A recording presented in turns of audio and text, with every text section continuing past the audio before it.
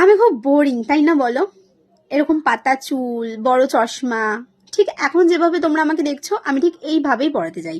তাও এখন তো তোমরা ফিল্টার দেখছো, যখন আমি পড়াতে যাই তখন তো পুরোপুরি ন্যাচারাল ভাবে পড়াতে যাই। হ্যাঁ, তবে আমি যখন কোথাও ঘুরতে যাই তখন কিন্তু আমি অনেক সাজি, আর তখন কিন্তু লুকটা পুরোপুরি চেঞ্জ লাগে।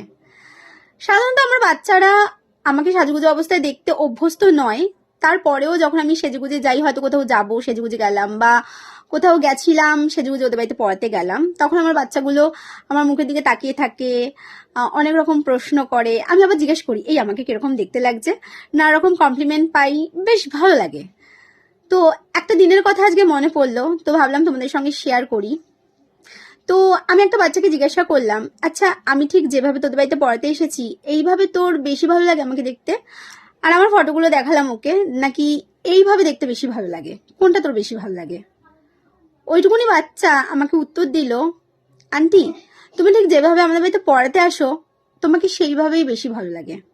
তুমি যেভাবে পড়াতে আসো সেইভাবে তোমাকে দেখতে বেশ আন্টি আন্টি ফিল হয়। ঠিক এইভাবে বললো। আমি বললাম আর সাজুগুজু অবস্থায়? না, সাজুগুজু অবস্থায় তোমাকে ভালো লাগে, কিন্তু আমার ওই আন্টিটাকে বেশি ভালো লাগে। বাচ্চাদের থেকেও কত কিছু শেখা যায়।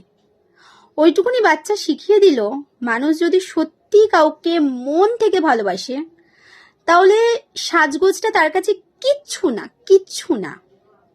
কারণ ওই বাচ্চাটা এই আন্টিটাকে ভালোবাসে, আন্টিটার সাজগোজকে নয়।